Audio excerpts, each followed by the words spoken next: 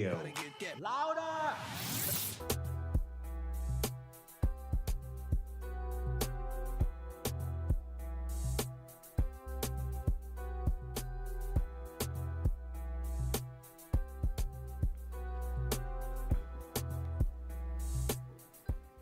Good day. This is the Boombar on Boom Radio NG.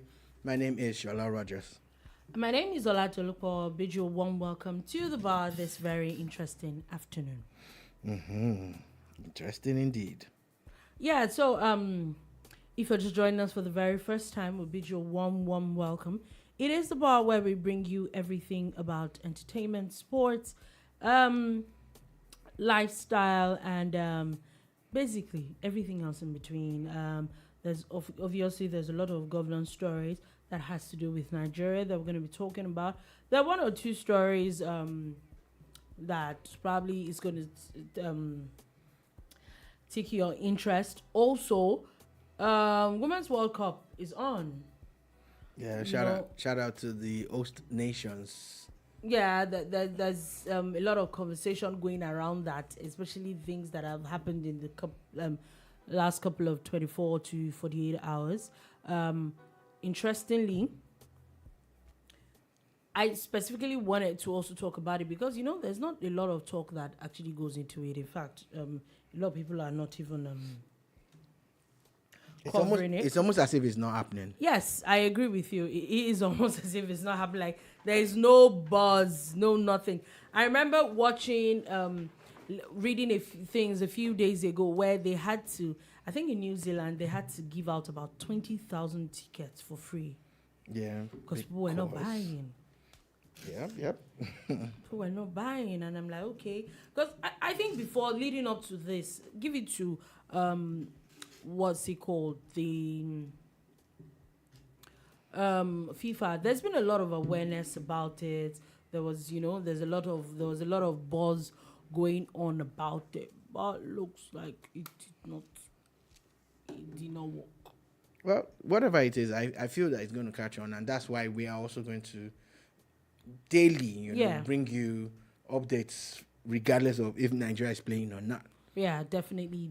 So we're definitely going to bring you updates on that as we go on. So let's get right into it. And what do we start from? I think we should start from that started with National Executive Council meeting.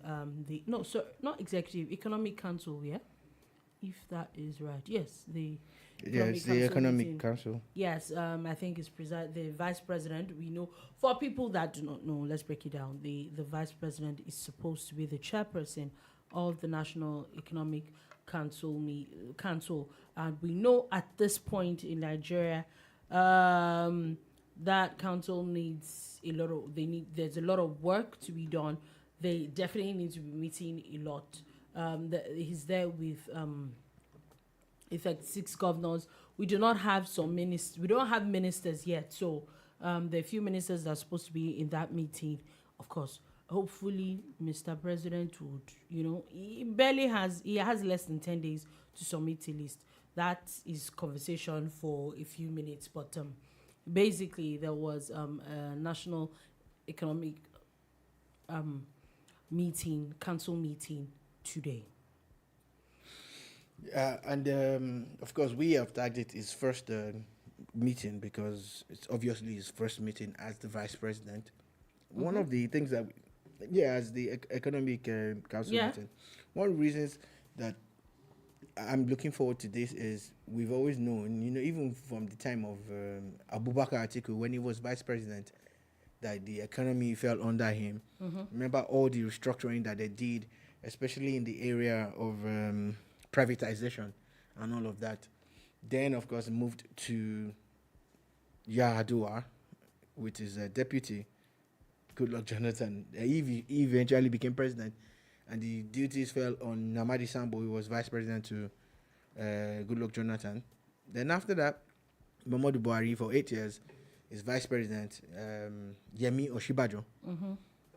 All of this fell under him, and like I keep saying, they say, for instance, Abubakar Atiku, businessman, astute businessman, but more known as a person who worked in the Nigerian's customs and excise, Abi. Mm-hmm. The person that came after him, we know that he's more of I think Nnamdi Sambo was an engineer, architect. Yeah. I think it was an architect. Yes. Then after Nnamdi Sambo, the Goodluck Jonathan, who was vice president as at then. He was a lecturer. He was so it was Goodluck Jonathan before Nnamdi Sambo. He was a lecturer. Yeah, he was a lecturer. He was a lecturer then. So since 1999, we can categorically say this is maybe the very first finance person. Yemi Oshibajo was a lawyer. He was a lawyer. She Professor jumped of law. Yemi. Sorry. You know, was a lawyer. So this is the first person who's like a banker, someone from the financial sector. And we're hoping that would have some kind of bearing. Yeah, on but that everything also that now means that's a lot of pressure. Yeah, but because if you are supposed to be fit for the job, or you have it is perceived that you're fit for the job, then we shouldn't have issues. So at times pressure is good. I don't know if someone is going to say because it's a lot of pressure, then it's a bad thing. If you can't stand the heat, then get out of the kitchen. You applied for this job. You begged for this job. You campaigned for this job. You claim that you're about to, make the lives of Nigerians better than it's been in recent times or forever.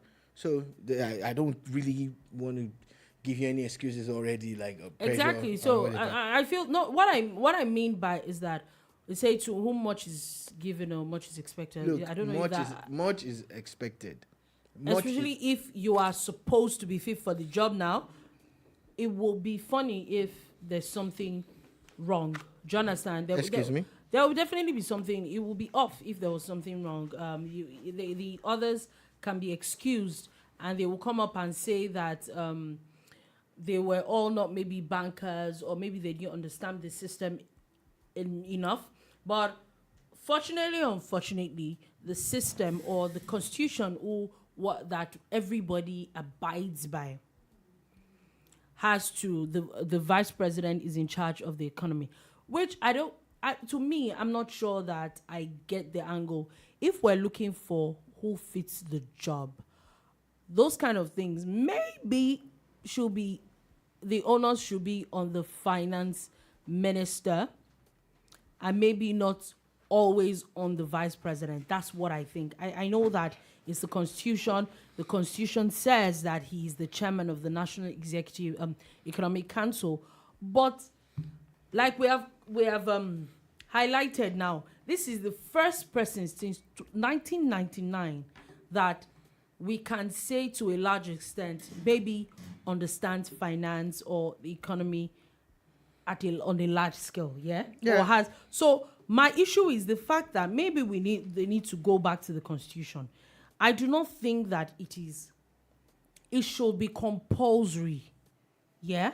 That those kind of things should probably be should rest on the Ministry of Finance, added with the CBN, the monetary and the fiscal policies hand in hand. Yes, but I personally do not think, because if that is the case, then we cannot always, because we know that it's politics that brings people in. Okay, so whether we like it or not. But at what point in time in recent history have you seen this council, stop the CBN from changing the naira, the color of the naira, or any of those monetary policies? If I'm correct, whatever the CBN does, they might not need the approval of the finance ministry, but they still need the approval of National Economic Council and the president. So did they get the They approval? All know about it. Yes, all these are money. What's it called? Yes. Did Emefiele get their approval to change the color of the naira? If I am correct, President Buhari came out to say President Buhari the council? Is it the Economic Council that consists of all these other individuals? Okay, true. That's my point. I get your point. That's my point. So it's got nothing to do with these things that you raised now. No, what I'm saying is that maybe it should be tweaked. That's where I'm coming from. There's nothing wrong with tweaking. I'm just saying that, for instance, so that we can at least put round pegs in round holes. That's where I'm coming from. So you see, this is some kind of complementary thing. You get, this is not the full full trust. The economy should not be a complementary thing. Because there are experts already handling it from those agencies that you mentioned. I agree. And they are even a part of this. But for you to be the chairman of such a council, it means that your word is law. Is what? Nope. There has to be a full agreement. Who told you? Have you really looked at it and they said that, the chairman of the economic council can pass laws? Not veto it, but at least what exactly? I don't think so. No, for you to be the chairman of something, at the end of the day, is whatever everybody decides. He has to agree. What is the constitutional power of this committee that you are talking about? Okay, so if they have no constitutional power, what are they doing? No, don't throw it back at me. What is the constitutional I don't know. power? Exactly. But it's called the National Economic Council. So that's where you should be coming from. I don't get what you mean by that. Okay, so you're already, you're analyzing and you're breaking it down. You're saying that they should tweak it and everything. But what exactly are they tweaking? What are they tweaking? What I'm saying is... the first thing is to understand what the committee does. Okay. That's what I think. That's what I think and that's what I believe. That at what point in time did the Minister of Finance say that she had to go and get approval from the Economic Committee? No, it didn't happen. At what point in time did Elemi say that he went to get some kind of presentation done to get their buy-in? No, it didn't happen. That's my point. So if you see, governance is broad. So if they don't do all that, so what's their point? Then you need to know it first. You know their point before discarding them or mixing it up and matching them up with, something that really is not a problem. I feel we should channel the energy towards something different other than tweaking something that we really don't even know. Like, we need to be clear, what exactly do they do? And this is what they do. And again, we must understand one thing about governance. Yes, there's the tendency to be repetitive with certain agencies, which I hope that they're going to correct with the Orasoye report and everything. But which nobody has still done anything about. Yes, so that I'm hoping that they're going to correct some of these repetitive committees and agencies. However, which of course speaks to restructuring.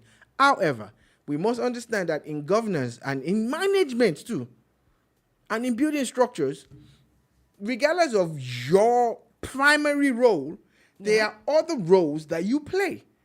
And there are other people who will help you achieve your roles while they are performing theirs. And that's why you put people in certain positions. The police, the Nigerian police, their job is clear-cut. You know what they're supposed to do.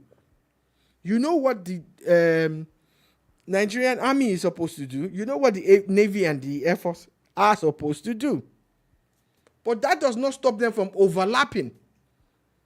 It doesn't stop the Nigerian army from helping the customs and excise. Notice what has happened in the last 4 days at the borders.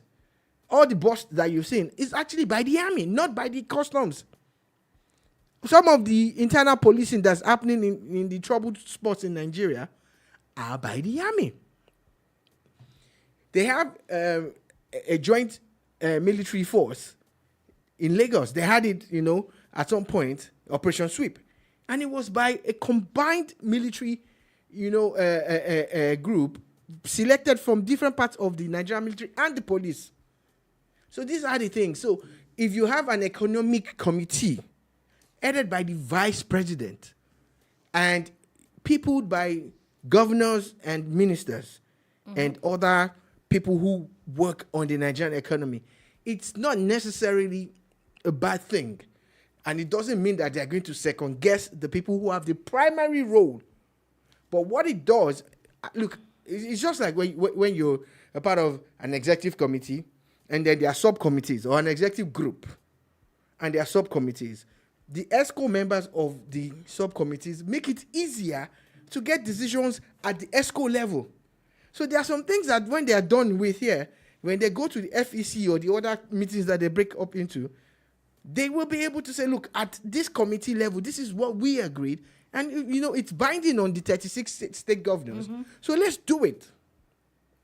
So I don't have a problem with that. I'm just hoping that the man's knowledge will be a blessing.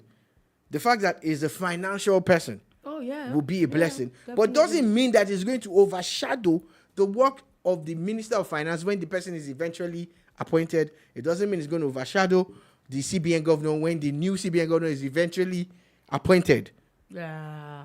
Speaking of that, talking about ministers, there's been talks here and there that the ministerial list, the president's ministerial list, has now arrived the Senate. For the past like 2 days, there's been this: the Senate is this, the Senate is going to this, the Senate is going to do that. The list has arrived, the list has not arrived. When is the list arriving? See, there's one thing that I know for a fact, that this so-called list has to be, they don't have more than next week for it to drop. There's been talks about it over the past few hours that the president's ministerial list that arrived the Senate makes a lot of sense if it does, because it has less than 10 days. We know that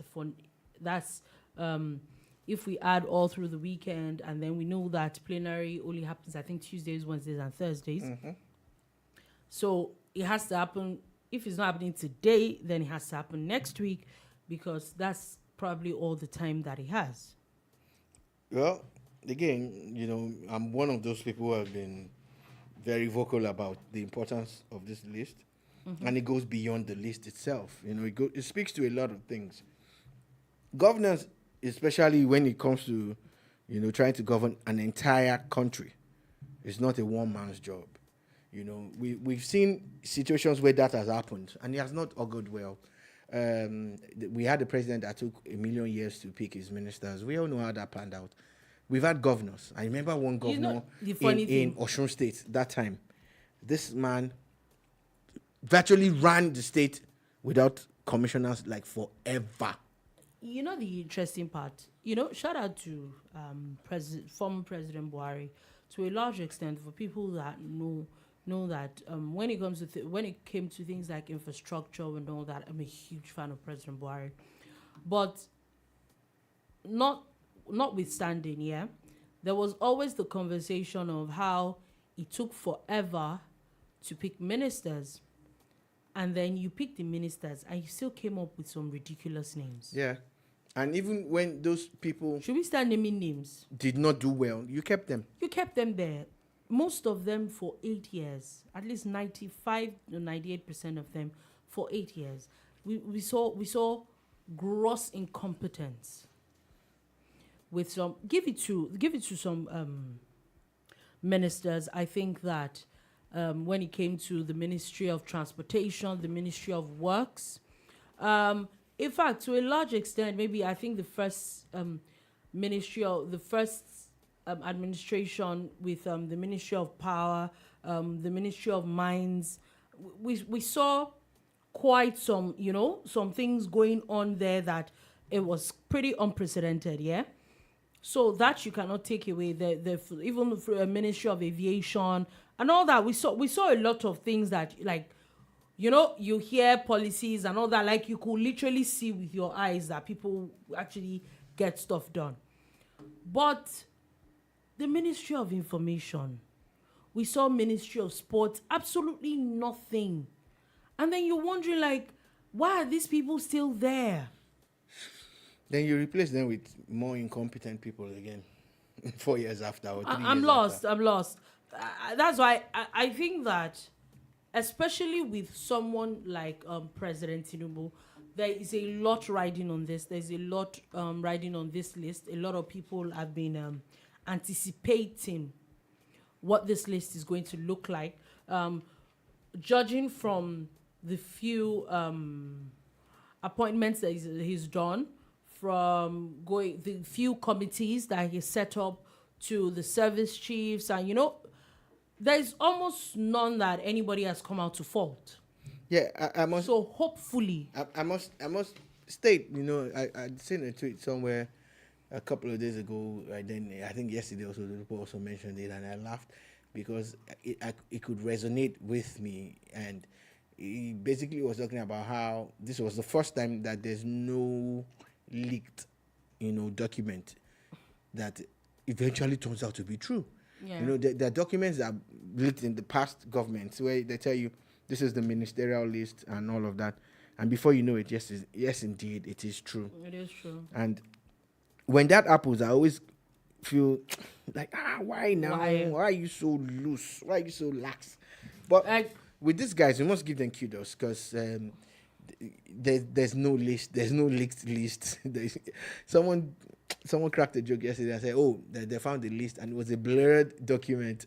I said, exactly, you know, so that's one. I must give them kudos because that sounds good to me. Yeah, we've not seen it because we see the past 8 years, we saw all sorts of things, very confidential documents. And you're wondering, like, things that have to do with the presidency should probably be one of the safest things in the country. Exactly. So and then you don't wonder. Kudos to them for that. But however, there are a lot of speculations.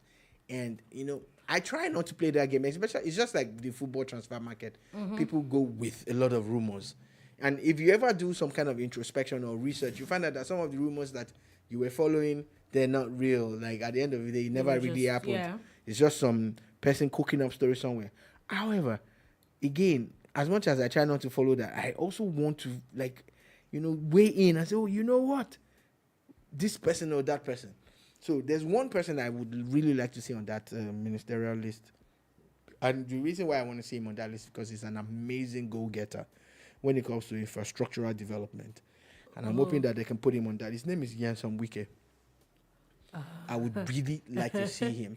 There are pictures of the River State NYSC camp. You can't call it a camp. You should call it's it not a camp. Call it a five-star. It's a resort. Yeah, it's a resort. You know, it's a getaway resort that you're going for 3 weeks. Please, can somebody register for Airways? Yeah, you know, or make the can we do like, you know, the way Big Brother wants to do All Stars. Can we do NYSC All Stars? All Stars. You know. Some people that did NYSC like 1 million years ago, they should be allowed to come back. It was beautiful. Yeah. It was really, I saw pictures of it. It was beautiful. I know that the talks of Nyesom Wike, of course, a lot of people are going to talk about it. Funny enough, if you would ask me, I would say that 2 people that I would like to see on that list. Not more like 3 people. One person, I think that the former Minister of Works and Housing, who was at some point the Minister of Power, Works and Housing, should be back on that list. I think that with what we saw with Lagos State and what he did as a governor and the amount of infrastructural development that happened when he was Minister of Works and Housing, I think that he's one person that I think should come back. I have my doubts. I'm a big Fashola fanboy, but I have my doubts about Fashola making it on that list. No, it's very possible. I'm just saying, like... No, I'm not faulting your thoughts. I'm responding to it. The reason why I have my doubts is that his body language and everything about him is like, you know what, let other people do it.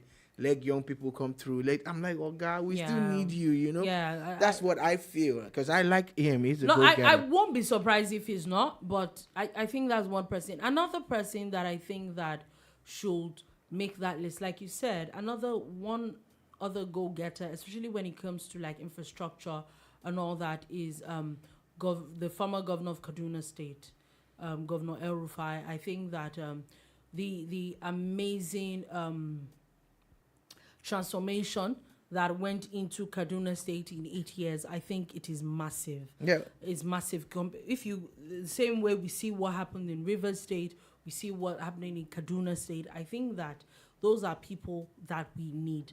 We're way behind on infrastructure and a lot of things. We need people that will choose to.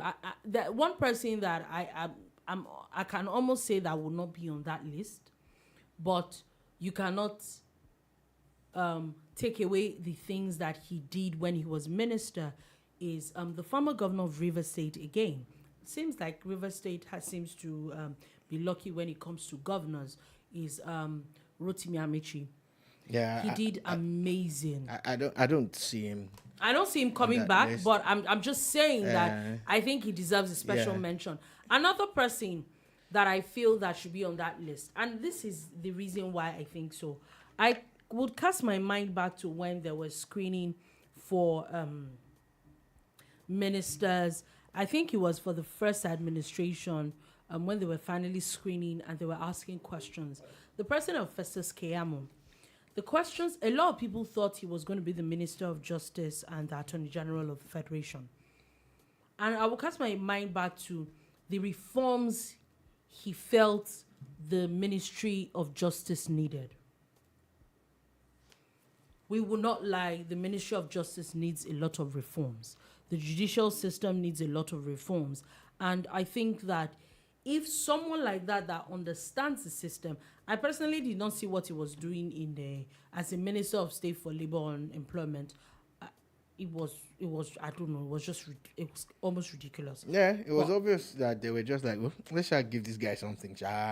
Let's just put him somewhere. Yeah, but if so, we see what he had proposed to do, if we can see that kind of person do what he proposed, I think it would not be a bad idea. Yeah, so I also would definitely want to see that.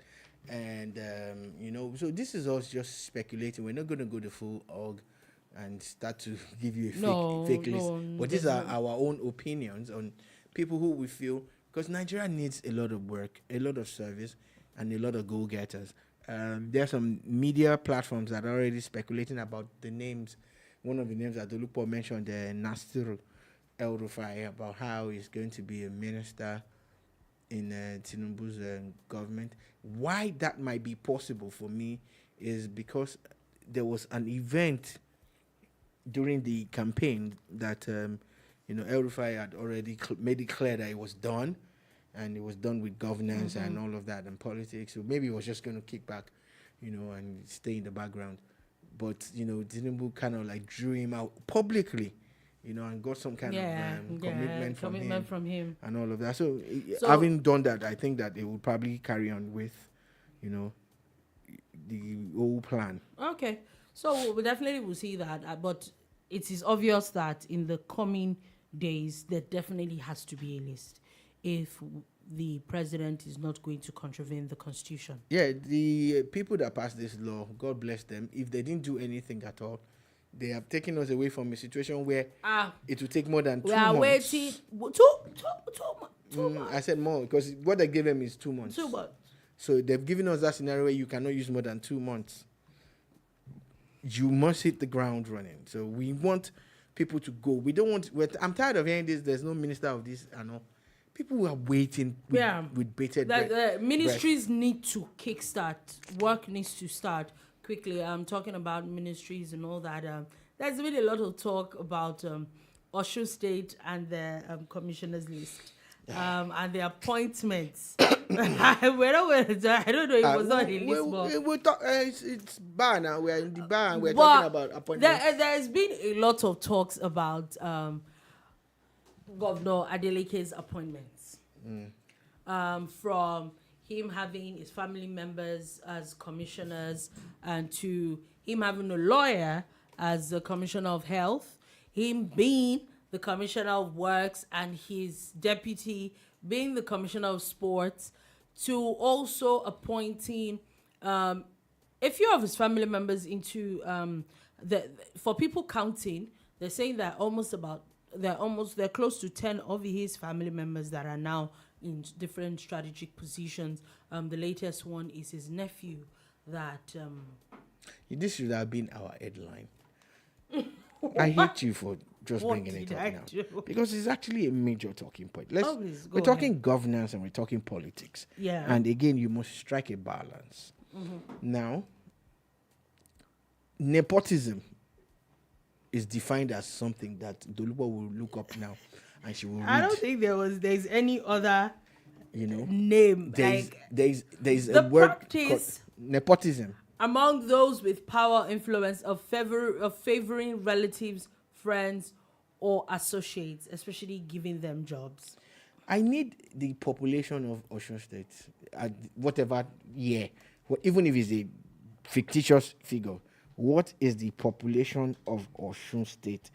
What is the estimated population of Osun State, or the state of Osun? Okay, so the estimated population of Osun State is about 4.4 million. So plus or minus 5 million, 6 million, or 3 million. Abi? Yeah.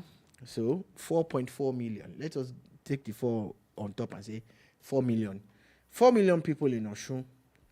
And at least 10% of them are learned and graduates and experts. And of those 10%, a smaller chunk of them will be experts in the medical field. Yeah. I know for a fact that even in the Ministry of Health, in the history of Nigeria at the national level, that role is reserved for medical doctors. You've had other members of the value chain, the medical health, family, push for positions like that. Have you seen a pharmacist at that role before? And is it like they are incompetent? No, they are not. Do you understand? No, they are not. But there's this reason why, because doctors like more or less embody the system, and they're like, they know how the system works. They're like the poster boys and girls of this industry. Yeah. And in the whole of Osun State, even at home and abroad, for a state that has a lot of educated and learned people, the governor would only pick a lawyer as the commissioner of health. A lawyer. It's mind blowing. It must be a typographical error that they are not willing to back down from. He is Commissioner of Budget and Economic Planning. Is called Professor Morufu Adeleke. Just a namesake. Maybe not a relative. One of the most interesting appointments is the chairman of the Board of Local Governments, Tunji Adeleke Jr., who, only graduated in 2020. But he has been in school for 10 years. Well, you said that. I just know that he graduated in 2020. Because when you say he graduated in 2020, you would think that the person is maybe 22 or 23. He's like 29. I'm 29 going on 30 or thereabout. So the man graduated from Adeleke University in 2020. That's so interesting. Adeleke again. Then he goes ahead to serve, and he finished service in 2022, October 7th or thereabout, 2022. And now, without any form of managerial experience. None. The question, does he even have any experience? Yeah, well, you said he spent 10 years in uni, so. That's a lot of experience, yeah. That's experience now. That's a lot of experience. So you now put him in charge of, all the local governments. Chairman, Local Government Service Commission. I think that... do you even know what that means? I think that Governor Adeleke is taking this it's taking a piece thing too far. It's my opinion. Governor Adeleke, you are indeed taking this thing too far.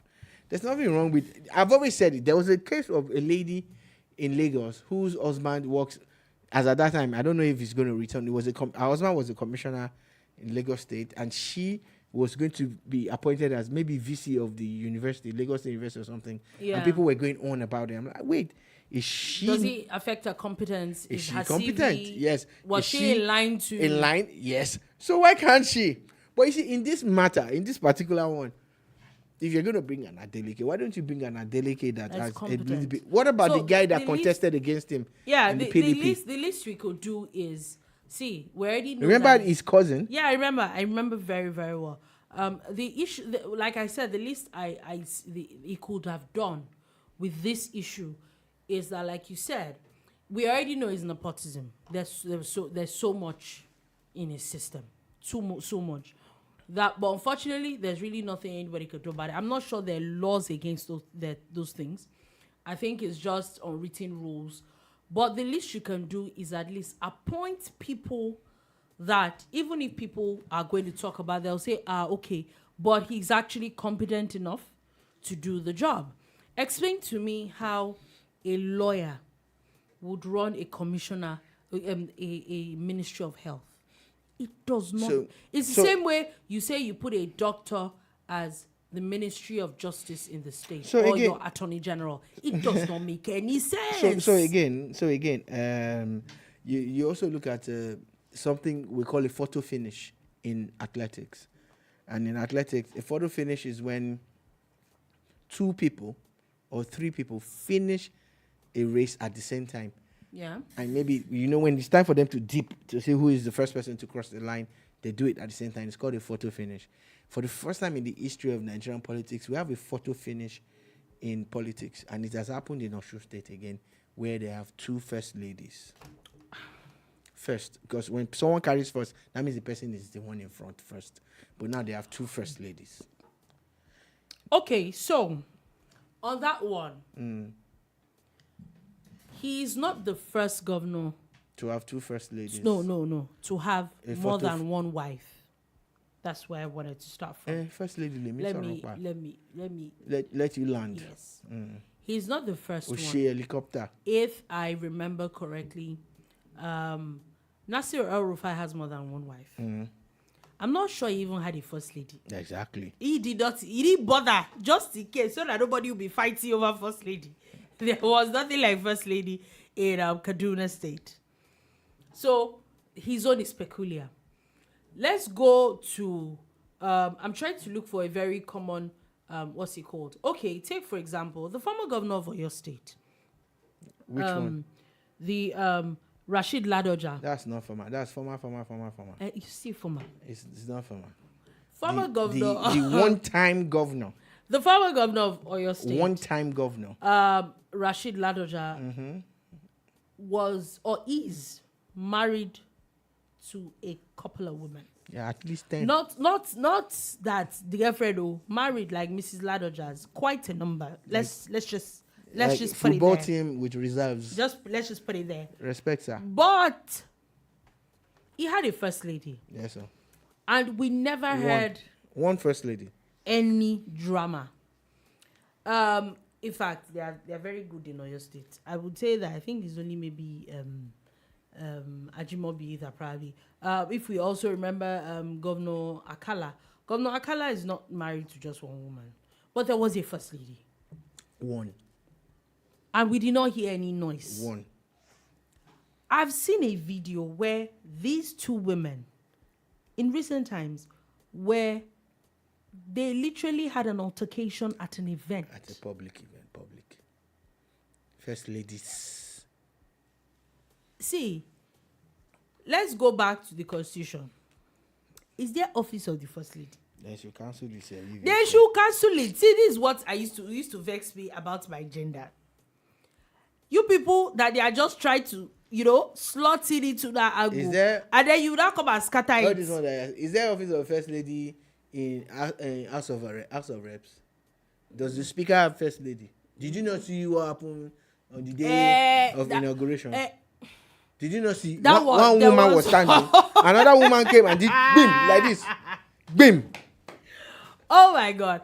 No, you know why? At times it depends on the body language. Why? Let me give you a bit of context. President Buhari, when in his first tenure, had said there was no first lady; it was wife of the president. 4 years after, maybe The other room was Aisha Buhari was properly on his desk. restructured. Like, do you want to strip I me want that office of my rightful position? Didn't she get it? Then she got it. Yeah. Then our current first lady has now institutionalized it, because I'm not sure I have seen the angle of we know that they have offices. We saw a lot of the office of the first lady during Patience Jonathan, because when I saw a picture of the current first lady Remi Tinubu, I'm like, okay, now I remember this office a lot during Patience Jonathan tenure then. But now we saw a picture. There was even an event, an official unveiling of the portrait of the first lady, which we don't see normally. So, and I think with that, those kind of things being institutionalized from the federal, it trickles down. Look, my own So, the idea of the office of the first lady that becomes a thing. Again, Governor Adeleke, tidy your house now. Pick one. Again, or just cancel the. Anyway, go and look for them on Twitter. They are both first lady of Osun State. You know, which one is Biren's mother? I don't know. I don't know. Or their mothers are not even in this conversation. Maybe not. You know. Okay. Again, you know, I'm going to say it again that governance goes beyond the principal. It goes beyond the governor. So if you have a first lady that's going to add value, yeah, why not? Why not? Like, for instance, if she's really going to focus on a pet project that for 4 years would, you know, influence and change the life and of help a lot of people. Why not? I think Why that not? in this angle of the first lady that we have, she's been first lady of a state. Not even that is really kind of ceremonial, but she is being a lawmaker for about 2 terms or 3, if I'm correct. I'm not sure whether 2 or 3. So that comes off to me as someone that has experience when it comes to governance. So there could be a lot that she could, you know, bring to the table. See, bottom line, Dolupo said it again. I'm going to repeat it. Why would you, for the life of me, I do not understand why anybody, any governor, would have 2 first ladies when even one first lady is a problem. The problem why we're saying is because it's not really recognized by the constitution. But if you're going to have it, let it be something that's going to add value to your people, not all this drama. Oh, this drama is too much drama. Shout out to all the people in Osun State. This is what you wanted. This is what you get. And to the people who don't like it, ekbele. To the people who love it, ekbele. No, congratulations to all of you. At the end of the day, in barely 3, I think it's done about a year now, close to a year. Mm-hmm. The people of Osun must be better off for it. Let's leave sentiments aside. Okay. At the end of his tenure, they must say that he has built X number of schools, X number of hospitals, you know, built X number of roads. They have boreholes now in each local government. And again, the man is the commissioner for works. Yeah. And a over 60-year-old deputy governor, Minister for Sport and Special Needs. Oh my God. Minister, sorry. They have a minister for information. Shout out to Osun State people. You have a minister at state level. I think that Minister for information. I think it's too early to Deputy say, governor is commissioner but for I think sports. that one chance is the boss that you put right now is looking. Are you saying, sir, Mr. Governor, sir, that the people of Osun are not competent enough? Is that what you're saying? Look at the examples of presidents who have held ministries under them. How did he do? How did they do? Ask yourself. One said he was minister for health for petroleum. How did that ministry? Apparently, it's a thing they do. A lot of them do since 1999. They are used to it. How did they do? What have they done? How did the ministries function? The essence of having ministries is to bring in competent people who you can sell your vision to, or who you have already sold your, do the who job. will help you achieve, even go beyond, above and beyond your brief. And that is how it's supposed to be. Congratulations to all the people in Osun State once again. Shout out to you people. It's a real shala. Shout out to you people. Shala. Shout out to you people. It's very, very interesting. You know, you talked about petroleum now, and I felt that it was probably not bad to actually mention it right now, as it is official. Looks like the monopoly of NNPC has officially been broken, as the first batch of petrol of 27 million liters has been imported by an independent marketer. It is good news because now there is no. I know that they've given a lot more people to import fuel. But the interesting part with all these talks is that there's still the talks of when are the refineries going to come on board. That way, we do not have issues of transport. Yeah, you know, the oil and gas industry, a lot of things are going on, and you know, our lives are centered around this particular industry.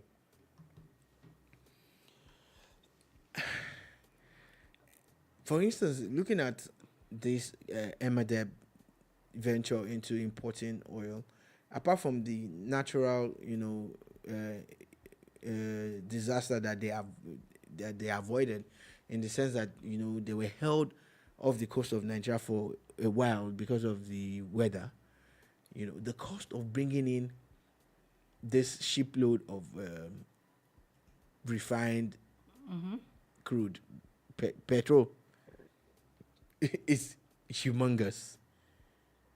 And the man used his own funds, and he also had to get a consortium of banks. Like, one bank would not have given Emadeb that money, so they had to get a consortium of banks. Because it was a lot of dollars. It's capital intensive. Yeah. So the question now is that now we know that how much does it cost to build refineries? Now we know that if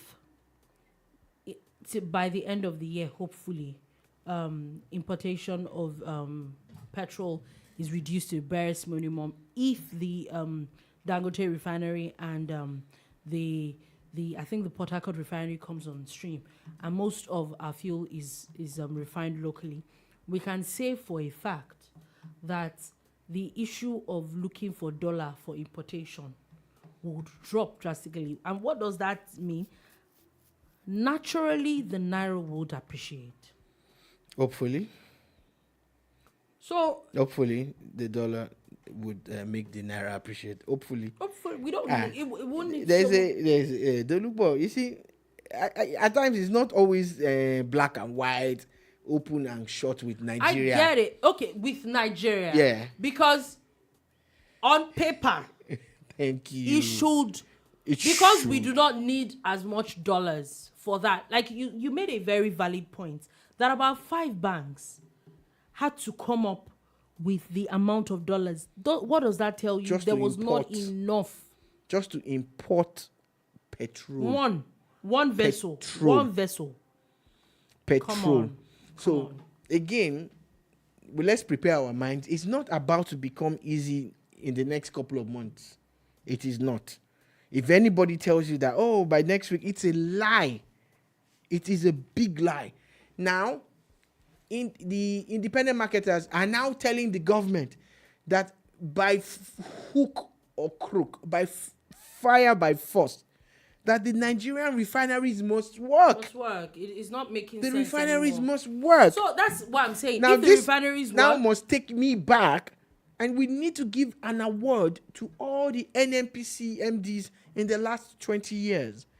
All the CBN people, except for NMA who have made it possible for the importation of petrol.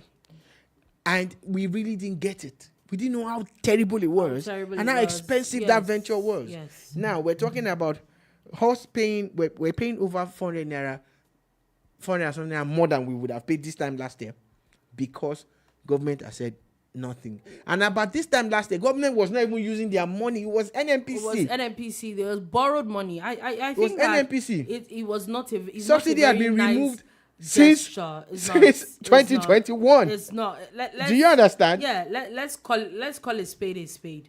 I think that, like you had said, that's what I'm saying. That especially with the way marketers and everybody are clamoring now for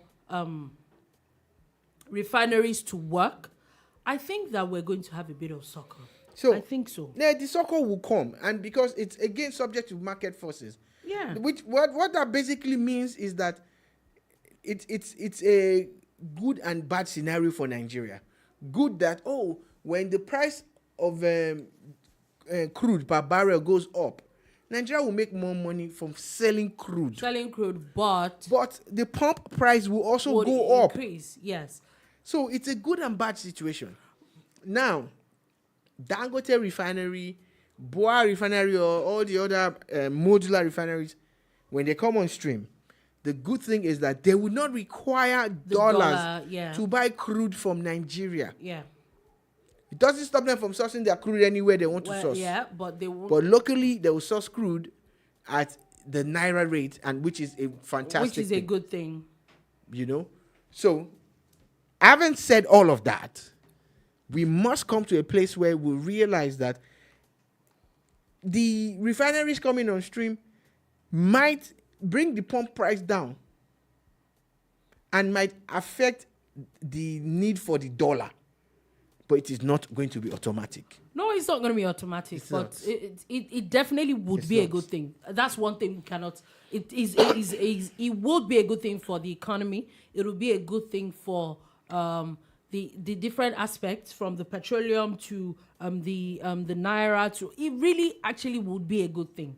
It would not be immediate, but it would not be as bad as it is now. So, fellow Nigerians, when the pump price of fuel goes down, just know that really and truly, the price of crude has crashed. It's gone down. Yeah. And when the pump price of fuel goes up, just know that the price of crude has gone up. Yeah. Anyway, let's move on quickly from that. And now the House of Representatives has taken a firm stance against the National Electricity Regulation Commission, rejecting the proposed increase in electricity tariff. On this one, I agree, because the minute they are told these people that they can increase tariff, they have just been doing as they like. Yeah, they've been doing like every other month, you know. Kilo Shele, what's happening? Nigerians didn't take cognizance until the federal government removed subsidy on fuel. Then we started putting our eyes into On everything, yeah. And they've been doing it. I look at people and like, look, go and check when you load, especially for those Check who are your prepaid units. makers. Check the units. You find out that they've been increasing. You won't see since anything now. though. You just see They've that been your increasing units, the since. same amount of money, your units Now, are dropping. This is an aside, and I want to say this. Regardless of what happens with the House of Reps, regardless of what happens with the Nigerian and the oil industry, and regardless of what happens with the power companies, we need to look inwards as a people, as a company, as an individual. Check the things that you're doing that's jacking up your bills. Oh yes, I you know, it's interesting We're how at that point you now. travel abroad, yeah, and then you see how they turn on lights. Once you are not in the room, you turn it off. Once you are not this, you turn. There's so much conservation which we're not used to, but now with the advent of prepaid meters, with increased tariff, it's time to start having sense. I've been so skint. I've been so of a cheapskate that the air conditioners at home, and they don't come on. They don't come on in like a year. Not because they don't work, but I'm calculating the units that sure you get. Yeah, but I see people put it on like all the time. Like, hey, Yeah, shaman, respect because really, that. what you don't need, don't use. So we're at that point right now. So security is good, and we need to invest in things that will also save money. So I see a lot of Nigerian businesses, especially shops, they leave their perimeter lights on, which is good. But But in the mornings, it's still on. Yeah, switch it to solar. That's one. Or there are actually switches that you guys need to look into that respond to day and night. Like once it's dark, your light automatically comes on. Yeah. And when it's bright, it goes off. That way you're saving power for me and you. You see people now, they're putting on lights in rooms that they don't use and everything. Let's start to conserve power now. Because if you do that, you're saving your own resources and you're taking the pressure off the grid. Yeah. You know, so please, let's also look at that, regardless of if they're increasing tariff or not, you know. Then if you can't afford it, please invest in clean energy. Invest in inverters, solar-powered inverters, wind, you know, and other clean energy. And I really can't wait for them to start converting generators and cars to CNG. Yeah, it's very important. Even for the atmosphere, we know that we need to start reducing our carbon imprint as much as we can. Okay, moving on quickly with that. Also, court has ordered the DSS to grant Nnamdi Kanu access to his doctor of choice. This is a good decision by the courts.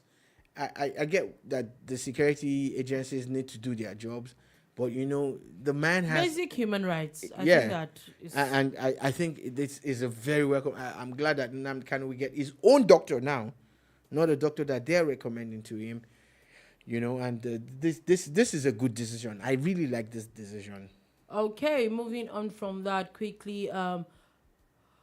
Also, Bayelsa State government has rolled out 106 vehicles for mass transit in for this fuel subsidy removal and all that. I thought 106. Are the buses free? No, Are they gas powered or electric powered? no, there's mass transit. That was all. Okay. All right. Thank you for rolling out 110 buses. I wish someone could answer these questions that I asked. And knowing that Bayelsa is actually a very small state. I was going to say we get was 106 going to do in all this, but Bayelsa is a very small land mass and all that, and even population. So makes sense. They also launched some vehicles too. So like cars also. They said they want to use it to boost intra-city transport. So that's a welcome development. But these vehicles, if they're powered by petrol and diesel, you also need to look into that for it to really have an impact on the people, because the cost of petrol is why we're doing it in the first place. In the first place, yeah. Okay, let's move on from that. A very interesting story that I saw earlier today, as a particular woman in France has been hit by a meteorite while drinking coffee in front of her house. So, you know, when you are in your house, you did not disturb anybody. A problem comes to meet you at home. She must have tweeted in the past, I'm in my house, come and beat me. Come and beat me. Don't tweet that thing. Don't tweet that. You never know what will happen. God forgive me, I don't know why this sounds funny to me, but It's hilarious. the first thing I want to talk about is aliens. Like, dear aliens, is it a crime to sip coffee on your own Just porch? wants to, in our own house. Y'all had other targets that you could have helped us with. I'm not going to name no names, but you had to be a person sipping coffee. So for this reason now, I have decided that I will not be taking coffee outside my house. I will take it inside. But I hope that she's fine. I hope that the suspected meteorite did not do too much. No, damage. they left her with a few bruises. Really, too much of damage. it actually to our struck her property. right in the chest. It is said that she's said to be the second ever known person to be hit by a fallen space. And rock. another thing that could happen to that woman is that she could actually now possess Have powers, some yeah. powers. Oh my gosh, she'd be a mutant. Oh yeah. We need to go check her out. Anyway, moving on from that, just a quick conversation about the Women's World Cup. So it officially started, and New Zealand and Norway started that. The Group A, and New Zealand defeated Norway 1-0 with that. Also Australia and Ireland, where Australia, who are also host, defeated Ireland 1-0. Yeah, Nigeria. Shout out to those two countries, especially New Zealand, especially with the story about an active shooter. Yeah, the active shooter yesterday. Very, very interesting. And I'm glad that that is over now. Hopefully. It Yeah, is. those are all. Looking at the statistics, like in America, the amount of mass shootings they've had. 2 people actually died from this shooting. Yeah. Very sad. In America, in 7 months, it's scary. It is. It's scary. like a war zone, and we need to speak to these people. Like, put the guns down. Just put the guns down, and let's play football. So shout out to the New Zealand team. Nigeria will be playing Canada. Tomorrow there's a couple of games. 3 Tomorrow actually at 6 a.m. there's Philippines and Switzerland that will be playing in Group A. In Group B, Nigeria and Canada 3:30 a.m. at 3:30 a.m. Nigerian time. Yes, Nigerian time. Group C, Spain and Costa Rica would also be playing tomorrow at 8:30 a.m. So if you can stay up at 3:30 or wake up at 3:30 to cheer the girls on, please do that. I think everybody's looking forward to this. This is Nigeria's best football team ever. Ever. Right now. Ever. Yes, actually. Forget Super Eagles, forget anything. We know you are about to just... Falcons. Let's be going. Super Falcons. You don't have anything else to say about anybody else. We know, we agree. They said I should On shut that up. note, that is all we have to take today on the boombar. Thank you for listening. Thank you very, very, very much for watching. We'll be back again at 3 p.m. West African time to give you another wonderful edition of the bar. Do have a beautiful, beautiful day. Peace.